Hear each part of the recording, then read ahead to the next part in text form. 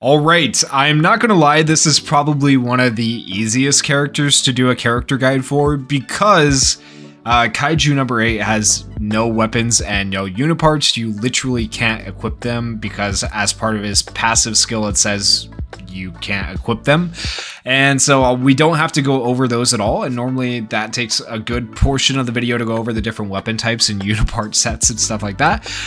So we're just gonna hop right into the ascension and whether or not it's worth duping him out, how far you should dupe him, and then we'll talk about the skills that he does have and whether you want to upgrade those, which skills you want to upgrade first, which skills you want to upgrade last, and then of course last but not least kind of some team ideas potentially for you guys to run him on. I'm gonna be honest though, Kaiju number 8 is such an insanely good character. He could be run on pretty much any team. So I'll just show you team ideas, but I wouldn't say that's the be all end all for the teams.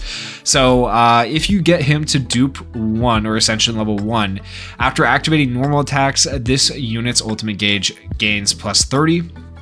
That's actually nice because that's going to allow you to get ultimates a lot quicker, allow you to do a lot more damage overall. So even just getting him 1 duped, I think it's massively worth it. And then for 2 dupes, after turn arrives, randomly removes one of this unit's debuffs, which is really good. And then at 3 dupes, normal attack combat skill level plus 2, and the max level is now plus 2 for those skills. And then at 4 dupes, after activating the normal attack, recovers this unit's HP equal to 10% of attack, which is kind of insane when you pair that with the removing debuffs, right? Those two things are really, really good. And then at level 5, ultimate, passive skill, follow-up skill, level plus 2 and max level plus 2. And then if you get him to dupe 6, at the start of battle applies 1 stack of fighting spirit to this unit. Fighting Spirit max stack count plus 2, which is actually huge because he gets bonus stats from having certain stacks of Fighting Spirit.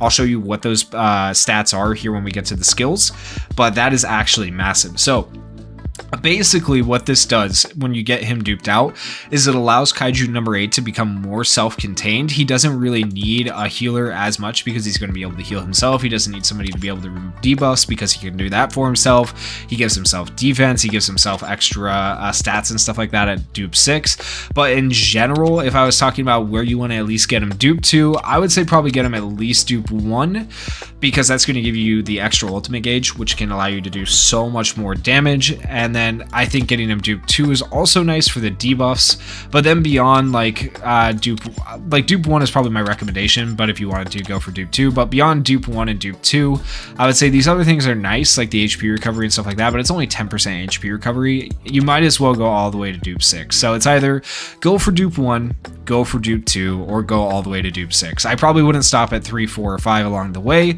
Like, while those are nice, I don't think they are as big of a buff or as good as these other steps. 1, 2, and 6 I think are the best steps for duping out Kaiju number 8.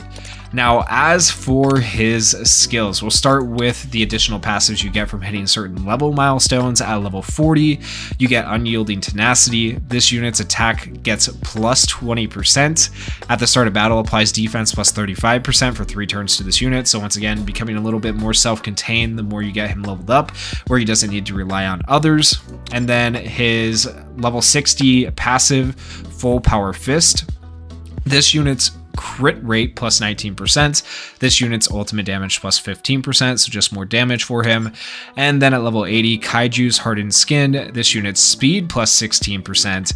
After activating combat skill, applies crit rate plus 15% for 2 turns to this unit. So very good passives to get. Basically just giving him more damage, but it does more than that too. It gives him defense, speed, damage, crit rate. Like it gives him a little bit of everything actually from those. So really good additional passives. Now in terms of his basic skills, I'll tell you guys here at the end which ones I think you should upgrade first, but his skill 1 deals blunt damage equal to 55% of this unit's attack to a single Kaiju. After attacking, it has a 100% base chance to apply taunt for 1 turn to the target. I do wish there was a way to extend that taunt. As far as I know, there's not. I wish you could do it for like 2 turns or something like that. That'd be cool. And then second, applies defense plus 11% for 1 turn to this unit. So if he does taunt, he's going to have a little bit of extra defense. Upgrading the skill is kind of important to give yourself more defense overall, but I think there's still other skills that are more valuable. His skill 2 When attacking a miniature class kaiju that has 50% or less remaining HP, inflicts definite defeat on the target, meaning that target just automatically dies, which is part of what makes Kaiju number 8 so broken, and then deals blunt damage equal to 120% of this unit's attack to a single kaiju. The ultimate, before attacking, applies blunt damage dealt plus 32% for 2 turns, and crit damage plus 44% for 2 turns to this unit, so self-buffs that buff him for the ultimate turn, as well as the turn following, where he's going to be able to do a little bit of extra damage in that turn, so that's good. And then deals blunt damage equal to 253% of this unit's attack to a single kaiju. So it's decent.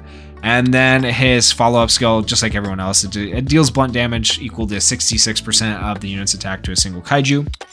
And then last but not least, his passive skill. Zeal and Supremacy. This character cannot equip weapons and UNIPARTS. And so there you go. After activating normal attack or combat skill, or after receiving an attack, applies 1 stack of fighting spirit to this unit. So it's not the worst thing to get attacked, right? Like drawing aggro is kind of good for him. Max of 5 stacks. Remember, you can increase that though to 7 stacks when you dupe this unit out to 6. And if you were to get 5 to 7 stacks of fighting spirit, right, you're going to get a lot of extra buffs. So for every stack of fighting spirit, this unit gains attack plus 3.2%, damage dealt plus 3.2%, and ultimate damage multiplier plus 6.4%. And that's just at level 1 right now. As you enhance this skill, right, those percentages go up pretty drastically. So if you're able to enhance the skill to level 10, and then say you get him to dupe 6, where he's able to now have 7 stacks of these things on his character, he is going to be hitting some damage numbers. Like, he's going to be absolutely freaking insane. So if you were to ask me, what skills should you be upgrading first? I feel like it's obvious to everybody at this point. You want to upgrade his passive skill first. That is the number 1 thing you want to upgrade. It is very, very good. The number 2 thing, probably his ultimate still, even though it's only a 2-turn buff, it's still a self buff to himself in terms of blunt damage and crit damage. More damage the better, especially when paired with his passive skill, right? So passive skill first, ultimate second, and then beyond that, I would honestly say I would upgrade his skill 1 first for the extra defense over skill 2.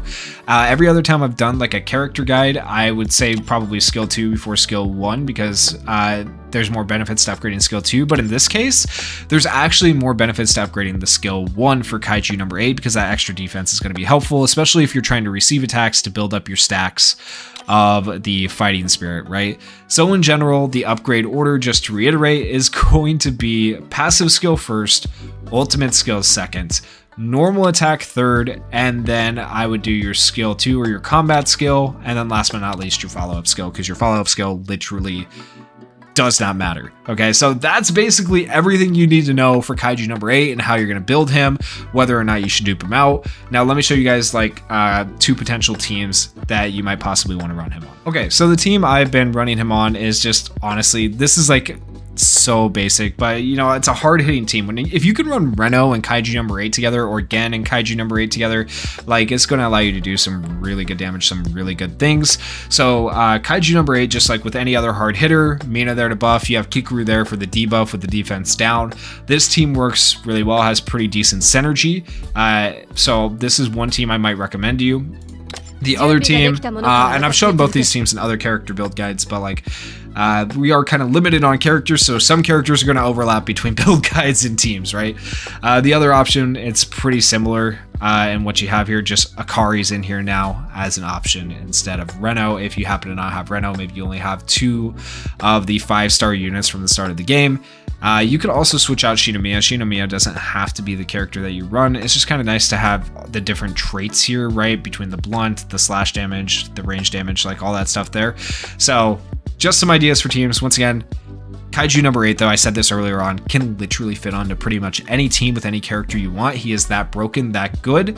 So do what you want with him, you know, and enjoy it. But that is it for the build guide for Kaiju number 8. Let me know what you guys thought down in the comments. And if you guys did enjoy the video, please consider going down there, hitting that like button, hitting that subscribe button. And thank you guys so much for watching and supporting the channel. Peace.